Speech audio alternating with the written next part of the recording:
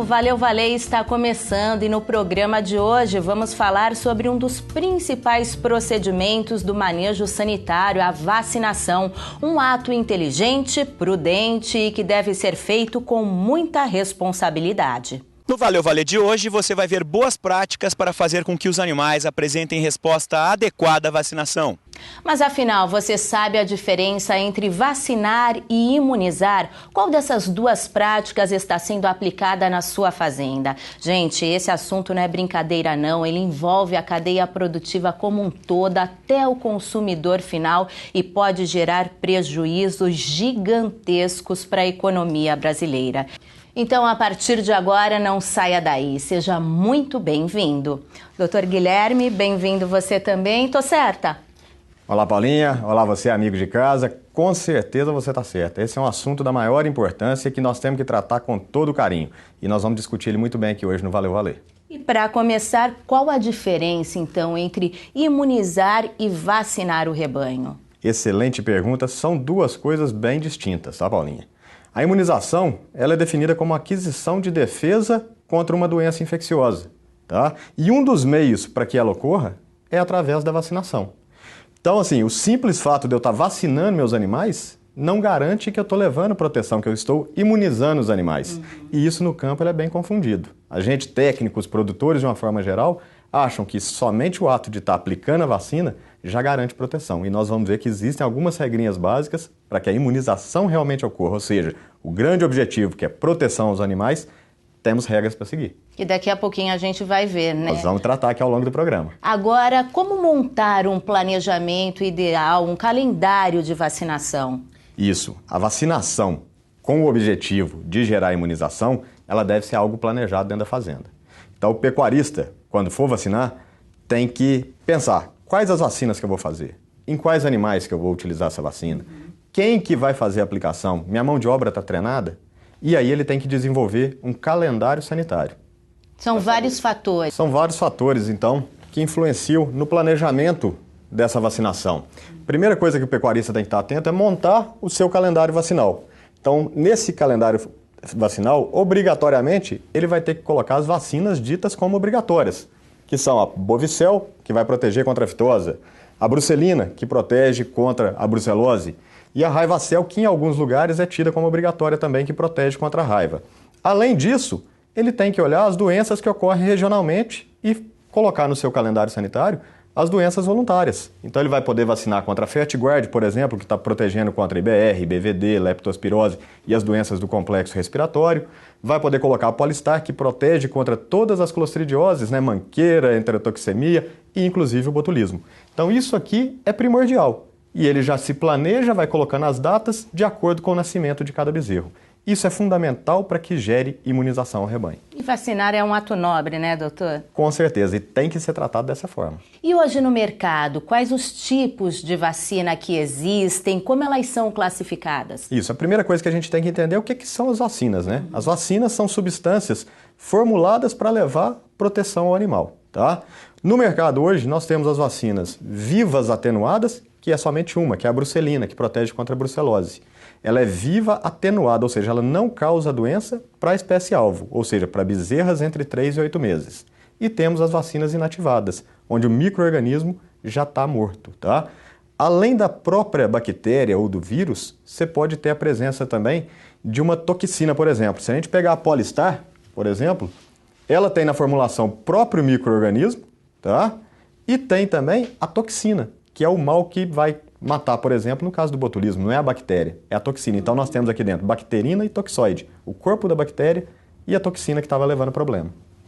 Agora, tem muita gente que pensa que assim que o animal é imunizado, ele já está protegido, e não é bem assim não. Explica pra gente. Isso daí é uma coisa que é falha no campo, tá? Achar que aplicou a vacina e já trouxe imunidade, não é bem assim que acontece. Nós vamos dar uma olhadinha no gráfico aqui, que vai mostrar pra gente bem claro como é que isso acontece.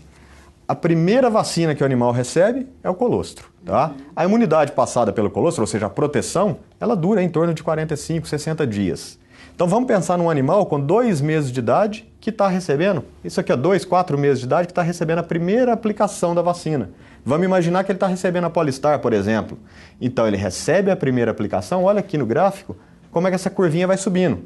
Só que é a primeira vez que ele está tendo contato com essa doença, é a primeira vez que ele está vendo a bactéria. Então essa resposta cai rapidamente. Aos 5 meses de idade, ou seja, 30 dias depois da primeira aplicação, nós vamos dar o tal do booster. O que é isso? Nós vamos dar um reforço dessa vacina, onde a resposta fica maior e já dura mais tempo. Esse reforço anual que está escrito ali é o que nós vamos definir, que no campo a gente vê as vacinas que têm reforço anual ou semestral.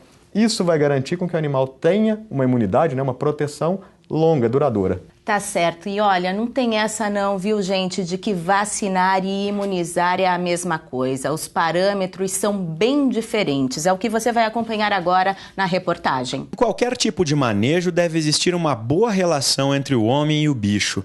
E na vacinação não é diferente. Afinal, tem uma grande diferença entre imunizar e vacinar. As boas práticas começam com o planejamento das datas de vacinação ao longo do ano, o chamado calendário sanitário da fazenda, que escolhe as melhores épocas no ponto de vista imunológico e climático.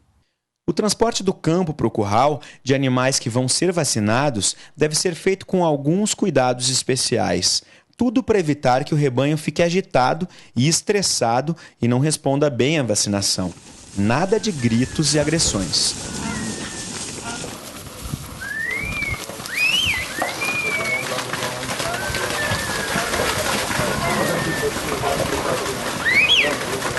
É importante, Anderson, que esse transporte seja feito de maneira calma, tranquila, sem muita agitação, sem muito barulho, para que esses animais não se estressem muito, pois o estresse poderá prejudicar a resposta desses animais à vacina e à vacinação. Outra dica importante é a realização de uma contenção bem feita. Veja só a diferença entre vacinar os animais em lote no curral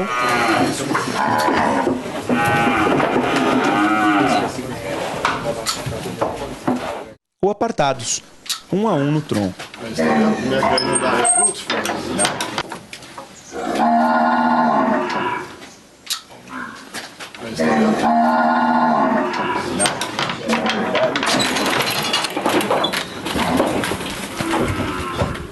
É importante conter bem o animal para garantir que esteja sendo aplicado a dose recomendada da vacina, além de observar o correto local de aplicação.